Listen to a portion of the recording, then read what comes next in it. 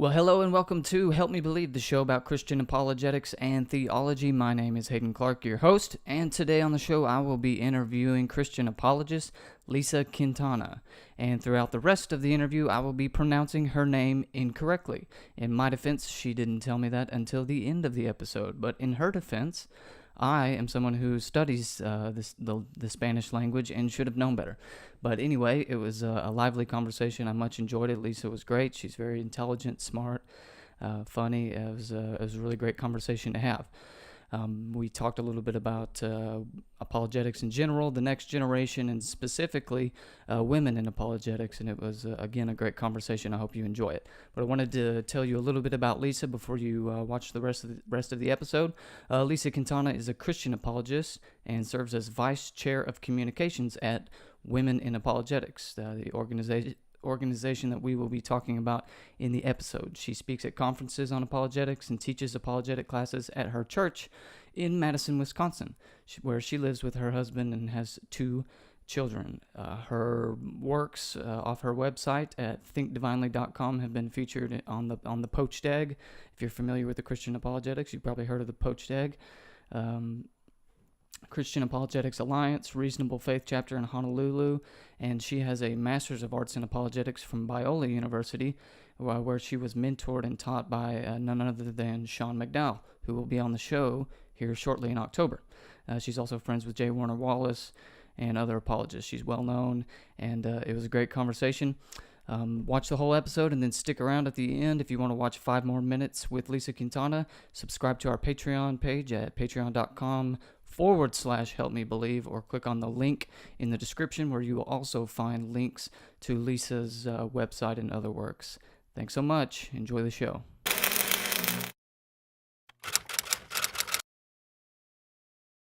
Well, hello and welcome to Help Me Believe. My name's Haden Clark, your host. This is the show that brings you Christian apologetics and theology. And today I'm excited to introduce my guest to you, who is herself a Christian apologist, Lisa Quintana. Lisa, how are you doing today? I'm good, Hayden. How are you? Pretty good. So I hear you're up north in Wisconsin. Is that right? Yes, and we've had a lot of rain, and the mosquitoes have come out like it's been like a plague. Yeah, they're supposed to be dying, but they're not dying here in North Texas either. We've actually had a flood this past week. It rained for like 72 hours straight. It was crazy. So yeah, I guess that's just going around everywhere then. I know, it's terrible. Well, if you don't mind, we'll just jump into things and jump into this interview. So if you don't mind introducing yourself to the audience, people who may not be familiar with you, who are you and what do you do? Okay, so I am a Christian apologist, and I run a blog called Think Divinely. And primarily I focus on apologetics, but I like to also challenge people to think critically and to just rethink how they view things, because I think there's a lot of biases and presuppositions people bring to the table, not only with Christian, belief systems, but in everything, with science and the whole 9 yards. So I think, from my standpoint, Think Divinely helps people to sort of hopefully challenge them to think in different ways and maybe, be a little bit more open-minded. So I do that. I write a lot, and I also teach at my church in Madison, Wisconsin. Madison, Wisconsin is also the home of the Freedom from Religion group. Perfect. So we got all these atheists here, and a very liberal town, and they're just the way they think and stuff. And so I live there. So. Do you come in contact with a lot of the Freedom from Religion folks, or from a lot of atheists? I haven't yet. I'm sort of afraid that God may call me to that sometime. Yeah. But anyway, so I also teach classes. I go to a pretty large church in Madison called City Church. I teach classes there, and I am currently writing a book on suffering and on women in apologetics, on how to evangelize with apologetics. So basically, I write, I teach, I speak, and I confront gently when necessary. Good deal. When you say you teach at the church, is this a school at the church, or is this teaching like Sunday school classes or discipleship classes, or what is that? So yeah, more or less. We have what they call School of the Bible classes, and so I'll teach something along those lines, and I always blend, an apologetic sort of feel to what I Right. teach. And then we did have a whole class. We had a whole semester on apologetics. My pastor, thank goodness, is very pro apologetics. And so, Woohoo! We like yeah, those pastors. yeah, he's great. So, he's, kind of cut me loose. And, I'm also going to be teaching women for the next 6 weeks on how apologetics and evangelism go together. So I think that's really important. I think people forget about that, apologetics is really a great form of evangelism. Right. So I'll be teaching women doing that too. Well, that's really encouraging because a lot of times when you think apologetics or apologists, you think of, online blogging or maybe traveling ministry. But Yeah. you think it's really important to let's see how to phrase this: get apologetics into the local church like that. Do you see great value in that? Yeah, so my heart really is evangelism, and I really think that knowing how skeptical our culture has become and how much misinformation is out there, it's really important to be able to answer those questions and teach people how to do it in a good way that's not, not in your face kind of way, Right. but just, be confident with what you believe, but also present it respectfully. And so I really want to challenge people to learn it because I think especially, from my own personal view, I never really learned apologetics until the last 5, 10 years or so. And I've been walking with God for 30 years Yeah. now, and it's only been the last maybe 10 years I've been studying this stuff. So I got convicted by God because I was really basing a lot of my faith on my emotional experiences with God, my subjective experiences. Mm-hmm. And then when people that didn't have that, or didn't have faith, would ask me questions, I didn't really have very good answers except for my personal experiences. And that works for some people. But as I found out, like with people like J. Warner Wallace and even Josh McDowell, I mean, they came to the table as atheists. They wanted proof. They didn't want a touchy-feely story. Yeah. Exactly. They want evidence, evidence, evidence, Evidence that demands a verdict. Yeah. Well, so I get that now, and Yeah. I think that there's a blend. I mean, some people are more touchy-feely and some people are more thinking oriented. But if we could bring those two things together, that would be Yeah, amazing that'd be a because good deal. that's the full, I think, the full Christian life as well. So, love God with all your heart, soul, and mind. Right, exactly. You gotta get them all. Right. So you said you've been following the Lord for 30 years and didn't, but just recently became aware of and involved in apologetics. What has changed with you personally after coming to know these apologetics? Yeah. Well, part of the reason why I began looking into it is because of a tragedy that happened in my family. My dad, about 12 years ago, he committed suicide, Oh man. and he was a naturalist. And so his viewpoint was, I'm going to just end suffering. It's the whole sort of end of life issues that are going on now with people wanting to have the right to die at the end of their lives. And, so there's this naturalistic philosophy that he lived with. And I didn't have the answers for him when he asked me questions about my faith. And he would always want, sort of a supernatural Damascus Road experience for God to show up and prove himself right Mm-hmm. in front of him, right? That's what he wanted. That's what he was demanding. Right. And so, at the time, I didn't have the answers for him. I could just share my own personal experiences. And so his death rocked my world. And I really became just burdened, I guess you could say, with trying to figure out, well, how could I have, answered better questions for my dad? Could I have given him, a better response than, my touchy-feely responses? And I've learned that you can't argue somebody into the kingdom. I get that. But you can remove stumbling blocks from people that, my dad had a huge he's an intellectual stumbling block. And so he didn't even want to pursue it. So once you can remove these stumbling blocks from people, then maybe they'll actually start to pursue it. Maybe they'll seek God. And then when you seek God with all your heart, he'll meet you there. So you have to have a seeking heart that's not in the prove it to me mode, Right.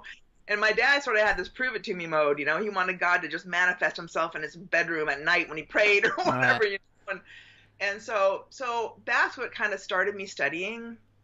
And then once I got into it, it was really fascinating. I loved it because I thought, gosh, it's so cool to know, science lines up with Christianity, historical evidence lines up with Christianity, personal experiences do too. And when you compare it to other worldviews and other religions, I mean, Christianity really speaks to reality. It's the one religion that really has a good sense of how to address what's going on in the world. Mm-hmm. You look at the world and you're like, something's going on in this world. Right. It's not, why is all this, hate and stuff going on, and sin is it, sin is the cause. Well, Christianity has the one solution for sin. Buddhism doesn't. Buddhism thinks that, you just got to meditate it all away and it's going to go away, and it's not really real. They try to go into a meditative state of illusion. Pain is an illusion, and then there's Hinduism. Basically, if you have a bad life now, it's because you had a bad life before. Yeah. You got karma going on, right? And then you got, the other religions, and none of them really have the full solution. I mean, Jesus Christ is the full solution. So apologetics teaches you all of that. It's not just, reading the Bible and believing it. It's reading the Bible, believing it, and then knowing from a secular point of view why it makes sense. Mm-hmm. To me, that's the beauty of it. It sure is. Yeah, that's great. So I wanted to ask you about this in doing some research about you and learning about who you were. I come across an organization called Women in Apologetics. So I was wondering if you could share with us what Women in Apologetics exactly is. Yeah, so it's a pretty new organization. Last year they had the first annual conference, and Biola sponsored it. And so Women in Apologetics is a nonprofit ministry, and it's basically, sole focus is to equip, educate, and to just basically empower women to study apologetics and to encourage them to learn it, and give them a platform to be able to be keynote speakers or speak in breakout sessions. And so these conferences help them in that way, and then it also helps to educate other women. And we also have a really great blog, and on the blog we have podcasts, we have blogs, we have videos and other research material on there, and there's like 45 or 50 women apologists now listed on there. So it's kind of like the apologetics hub for women. Mm-hmm. I think there might be a couple of guys on there too. Maybe a couple. But it's to promote women and to help women have a sense of of a platform so that the second half of the Imago Dei can be featured, because God created male and female. I mean, there's the male half and the female half, right. And so women bring to apologetics a little bit of a different flavor, and I think it complements that. There's a sense that women have, I think, a little bit more generally. I mean, I'm sort of trying to be politically correct here. Well. Generally, women are typically more, grace-oriented, mercy-oriented, sure. Compassionate, and so they come to apologetics more relationally. Whereas I think men tend to come to apologetics, with more of a abstract. Yeah, and they want to talk about their argument and get to the point and show that the truth of that, which is fine. I mean, right. We do too, but I think the way we approach it is just a little different. So I really think apologetics needs women, because women, and men working together, provide the whole spectrum of how, we can approach things. And another thing is really important for why I think women should be in apologetics is because, again, this is generalizing. I know that there's, a lot of dads that are involved heavily with their children's lives, but women oftentimes are the primary caregiver for children. And let's say you pick up your 9-year-old son from the soccer practice, right? And he gets in the car and he goes, well, Johnny told me today that believing in God is nothing more than, believing in like a flying spaghetti monster or something, Perfect example. Well, yeah. And so if the mom doesn't know how to answer that, she's in the car. I mean, in the heat of the moment is when kids need answers. Right. They're very in the moment. They won't remember, 6 hours later what they were talking about, right? So in the moment, that mom could very well answer, that question if she was trained in apologetics. So women, can influence children that way.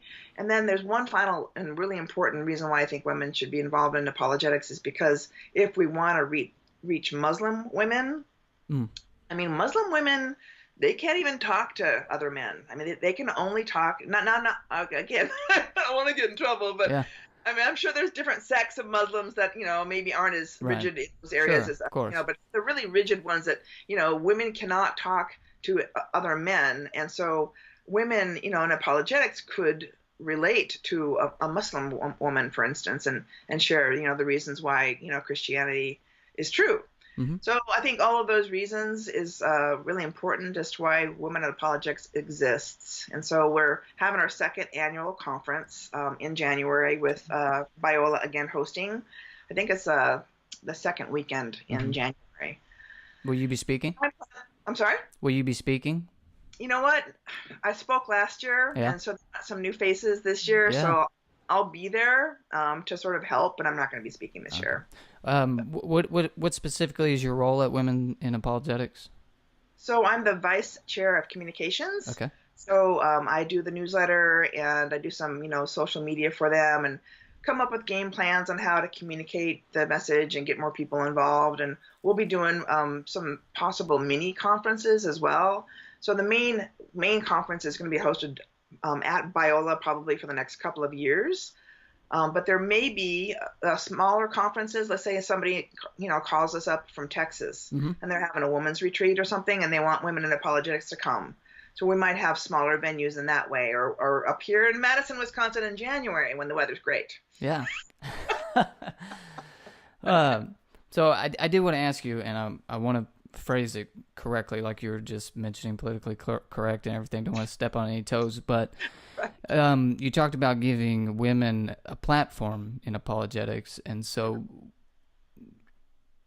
that would seem to at least insinuate that there wasn't one, or there isn't really one, and what do you think is the cause of that? Or I think there is one on a smaller scale. Okay. I've not yet seen a woman be a keynote speaker at a national conference in apologetics. I've seen women be breakout speakers. So, there is the issue with complementarian versus egalitarian, and some churches are complementarian and some are egalitarian. And so how you interpret that also affects this. And so Women in Apologetics can meet people at any camp on that side.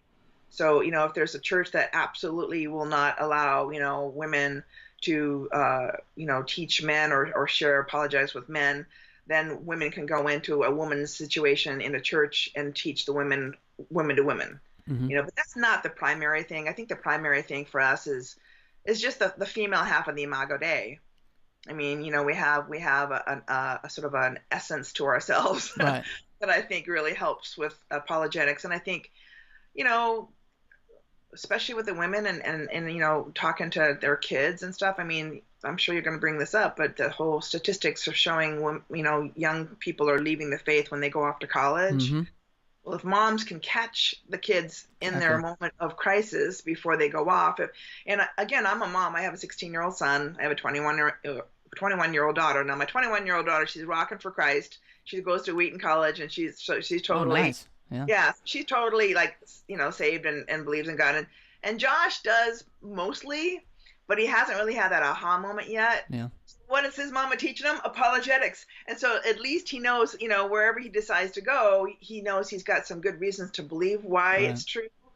And now, he still has to make it his own. But I'm equipping him for when, he goes out into the world and he deals with, skeptics and stuff. And he's online a lot, and he's a gamer. Oh, yeah.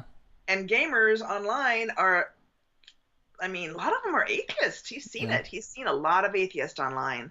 And so he knows now, why atheism falls flat in many ways. And so he can at least, not necessarily, he doesn't evangelize these guys. He doesn't talk about his faith, but at least it's not rocking his world. Right. It's not making him think, well, gosh, this is just my parents' faith. He knows that there's truth behind it.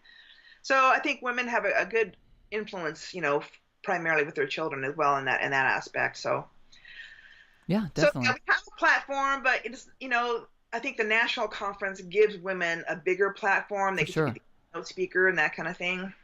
I think it's great. Yeah, I hope it succeeds. That sounds like a wonderful ministry. Men are invited, so you can come if you want to. Oh, okay, maybe I will. Yeah.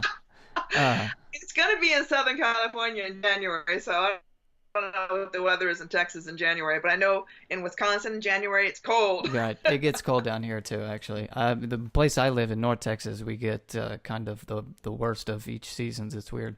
We get all 4 seasons. It gets really cold, and then it'll be 100 and something in the summer. So, but yeah, Southern California sounds nice. Jay Warner Wallace said the weather never changes there. So yeah, it does. I was actually born and raised there. Yeah. I moved to Wisconsin when I was 35 years old. Okay. So I didn't even know how to dress when I got here. Why do you go from Southern California to Wisconsin? Because you're crazy. Because you're You're crazy. crazy. You're crazy. You're trying to evangelize to the atheists, yeah. Yeah. My husband got a job, so we moved out here, and it was actually, I used to be a reporter. Actually, I was I read that. Yeah. reporter, and I left my career to stay home with my kids and move out here.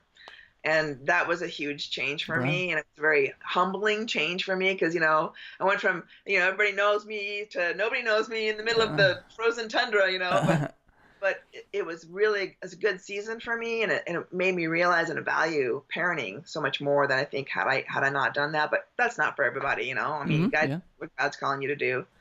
So I've been out here for 20 years now, so that'll tell you how old I am. Well, I will pretend like I don't know how to do math. Moving on. No. Okay. What is kind of your favorite topic or argument in apologetics, or is there an area that you kind of specialize in? And if the word specialization isn't the right word, then maybe an area that you kind of focus on. I don't necessarily have a typical area I focus on. Mm-hmm. I've spoke on the reliability of the New Testament. I've spoke on why God allows evil. I've spoke on just the 5 arguments for the existence of God. So out of those arguments, mm-hmm. so like there's a whole bunch of different arguments, right? There's like 18 or 20 of them. Yeah, for sure. I only did 5, the 5 most, talked about arguments. I think out of that 5, my favorite is the cosmological argument. And part of the reason why I come from a skeptical background. I didn't come to Christ until I was 25, and I was raised kind of a secular humanist. And my brother and I are educated people, but we went in both different directions. I mean, I became a born-again Christian, and he became an evolutionary biologist. Oh, how about that? Hey, he's an atheist. Yeah. Well, he's moved from atheism to agnosticism, so that's improvement. Going in the right direction. I think I like the Kalam Cosmological Argument is because of its sort of scientific in nature. Mm-hmm.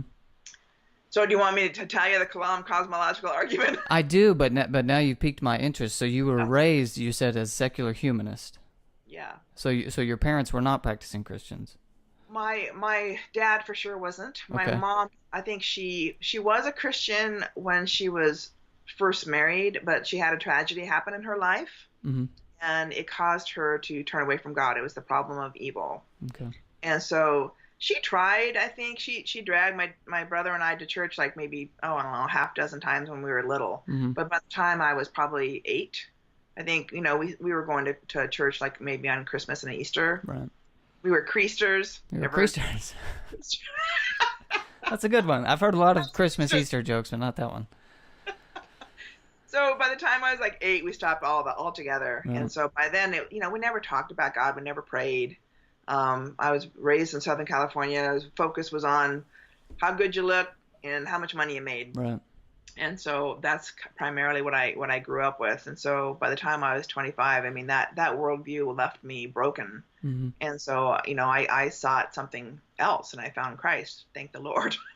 My brother, on the other hand, has not. And he's a good guy. I love my brother, but he's got that skeptical mind. He wants to be able to prove God empirically. Mm-hmm. And so I've never really been able to talk to him about apologetics since I started studying. He used to ask me questions prior to my degree. And now that I got my degree, he's not asking me the questions anymore. What the heck? But anyways, I did sneak in the Kalam Cosmological Argument, though. Last Thanksgiving, he came up. And I thought, I'm not going to bring anything up about apologetics or Christianity, or I'm going to be really neutral. We'll just talk about the kids and Turkey, right? Yeah. Kids, Turkey, safe topics. No religion or politics, no. Yeah. So he asked me, he goes, well, so what are you working on? I'm like, you want to know? You want to know what I'm working on? And so somehow we got into the Kalam Cosmological Argument, and he is, very into science and wants to know these things. And so I just said, everything that begins to exist has a cause. The universe now has, been shown to have a start with the Big Bang Theory. So if the universe had a beginning, it has to have a cause. Mm-hmm. And he listened to me. He didn't argue with me. He didn't go, oh, you're full of, what? Yeah. He actually listened. And so we were able to have a little bit of a discussion. And so I did what, you've heard the term of putting a pebble in somebody's shoe. Yeah. So I put the pebble in the shoe, and I feel like that's all I can do at this point with him. And I think a lot of people need to remember that's all we can really honestly do sometimes is just pique their interest, throw something out there that at least makes them consider something other Right. view. Yeah, I mean, there's been multiple times both ways where someone has said something to me like, one time you said this and it just really affected me, and you think, did I even say that? Yeah. Or I've told, or like whenever I came back to the faith and I hit up some of my old pastors and youth pastors and told them thank you, some things you said stuck with me, and they'd say the same thing, Yeah. I don't even remember saying that. Yeah. So you never know You never know. how big of an effect So it may that's really have. important. It's important to remember as Christians that especially with apologetics, I mean, we can just at least present it, and I like to present it too as an intelligent faith, because I feel like there's been so much of this media emphasis on dumb Christians that Yeah. we're blind faith. We have no, we're just following the lemmings off the cliff or whatever. Mm-hmm. It's like, no, we're actually pretty smart, and this is why. Yeah.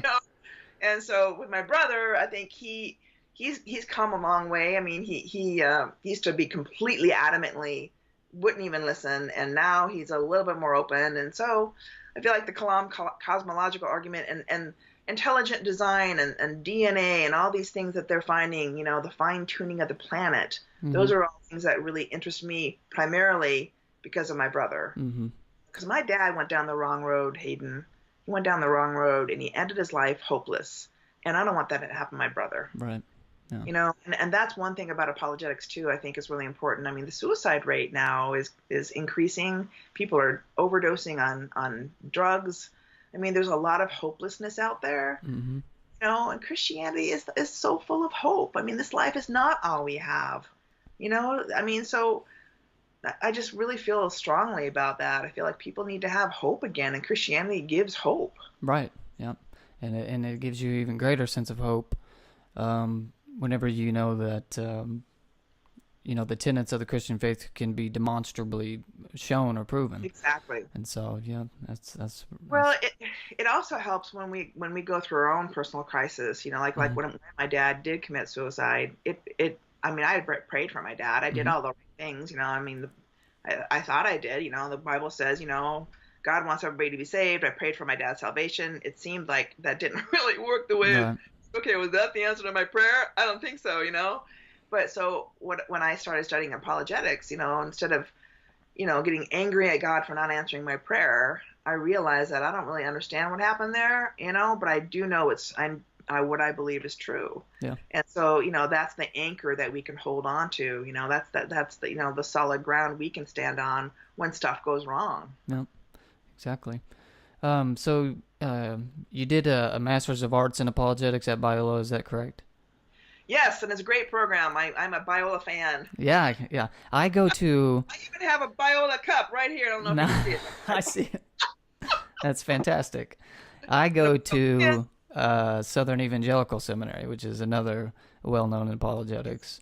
Yes, I went to their conference 2 years ago in 2016. I went to their National Apologetics Conference. It was excellent. Yeah. Who were the speakers? Frank Turk was there. Mm-hmm. J. Warner Wallace, Sean McDowell. The usual. Gary Habermas. Yeah. I think. Oh, I can't remember them all, but they were all really excellent. So. Yeah. So I whenever I was deciding, I did a master's in theological studies first, and then. Nice. Well, real shortly, my story is I had a crisis of faith while doing that, and so that's what I kind of fell into. I feel like most people I talk to that have fallen into this apologetics thing have done so out of necessity, whether it be a crisis of faith or a crisis like your own or Right. something like that. That's how we all kind of stumbled into this thing.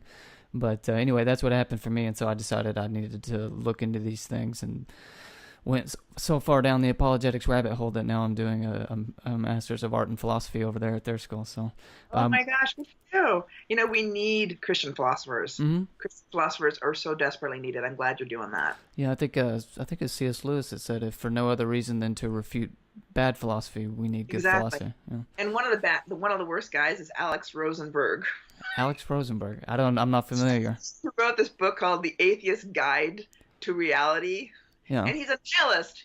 He's a nihilist. Yeah. And he debated William Lane Craig once, Mm. and I watched it, and I was like, oh my gosh. I was like, the guy. I mean, at least he's honest about it, though. I mean, Mhm. a lot of atheist philosophers aren't really honest about ultimately where their Where this atheism ends. Yeah. I mean, nihilism is talk about hopeless. Mm-hmm. Eat, drink, and be merry, for tomorrow we die. Yeah. Yeah, exactly. I mean, even if you could somehow wiggle your way out of it, it wouldn't be any more reasonable than just straight up nihilism. So nihilism on that worldview is at least reasonable. Yeah. Well, so a lot of these philosophers are teaching in the university system here. Exactly. And so that's why we need you, Hayden. We need you to teach. Ooh, I don't know if I'm going to make it that far. We need you, buddy. Okay, now I'm bound to be a professor. Okay. You might. You never know. You never know.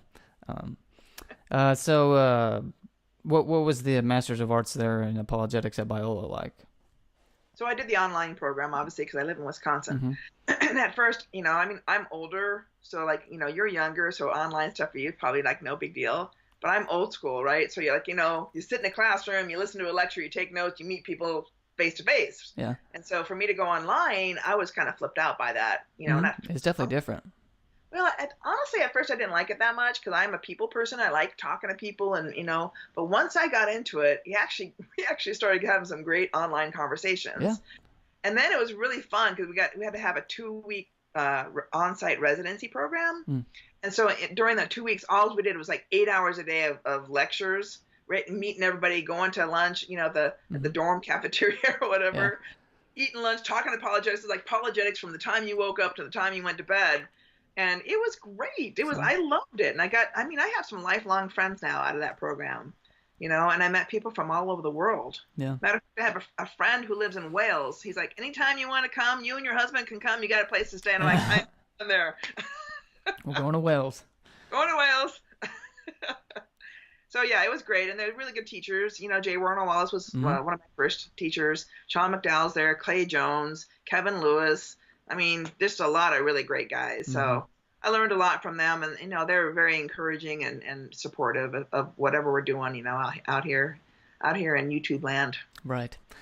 So would you say that a formal degree in apologetics is very practical, or is it more of a, if you're curious and you can afford to do it, that sort of thing? Or I think personally, for me, it really has enriched my faith. Right. And my faith is much more theologically deep, I think, now. And I love it. And I love reading, really nerdy theological books that I never would have read 20 years ago. So I'm a nerd now. There you go. It'll do that. It is pretty expensive. I don't think people need to. I mean, if they don't have the money, I obviously don't have the money. You can learn apologetics just by, going on YouTube, watching debates are great. Evidence That Demands a Verdict, that the new updated version is like my go-to for a real quick, brief, synopsis of all these different types of topics. But I think everybody needs to learn apologetics. I really think that not one single Christian sitting in the pew should not, they should learn this stuff, because we live in a very skeptical culture, and it seems like it's getting more that way. Yeah, I don't view it as a optional bonus towards the Christian faith.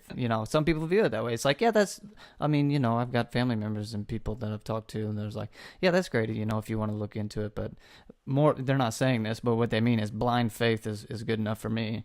And I'm thinking, well, one day it's going to run out. You just... you're right. And they will hit a bump in the road, and when you hit that bump in the road, it's really important to fall back on why these things are real. Yeah. Because sometimes God does remain silent. Sometimes it feels distant. Mm-hmm. There's times where I feel like, he's right there with me. And then there's times I'm like, hello, where'd you go? Yeah. Yeah, for sure. So in those times where you're like, hello, you can fall back on, okay, is the Bible reliable? Yeah, cosmological, there is a God because, all these different things. And so that helps me personally. Yeah, me too. But so as far as, a formal master's degree, I mean, I think if you're a pastor or if you're in the ministry, I definitely think it would help. I don't think it's necessary for the average pew person. I think, if they just buy a really decent, apologetic book like Evidence That Demands a Verdict, I think that if they read that and have that as a sort of a resource, I think that would be great for them. But I do think that everybody needs to learn it in some form. So master's degree or no master's degree, can't get out of that one. Yeah. That's a good answer. Okay. One last question. Yeah. How vital is apologetics in reaching the next generation and reaching generations to come as we go forward? Apologetics is the new evangelism, I think. I think exactly. I think we live in an information overload, and there's so much false information, especially on the internet. Where do young people go? On the internet. They won't talk to their pastor, they won't talk to their mom, they'll Google it. Google, like pagan myth theology, or they'll see that movie Zeitgeist, that says that all of Christianity is based on these, ancient dying and rising gods, and then they'll think, oh, well, it's all a bunch of bunk, and if that's all they hear, if they don't hear the counter to that, then that could rock their world. So I think people need to definitely learn it. I think it is a tool to reach the young. Definitely. Well, that's a good place to stop. So thank you so much, ladies and gentlemen. Lisa Quintana, thank you so much for coming on. I appreciate it. It was wonderful to meet you, and God bless you. You're going to be an amazing philosopher. Yeah, we'll see. Thanks so much. Hey guys, thanks for watching. Hope you enjoyed the show, or for listening if you're listening on the podcast. If you enjoyed the show, be sure to subscribe on YouTube or on iTunes or whatever, wherever you get your podcast from. If you want to watch the 5 more minute bonus section with Lisa Quintana, be sure to head over to our Patreon page, the link in the description below, or at patreon.com/helpmebelieve, and become a supporter of the show. We appreciate your support, and we'll see you next time. Thanks so much.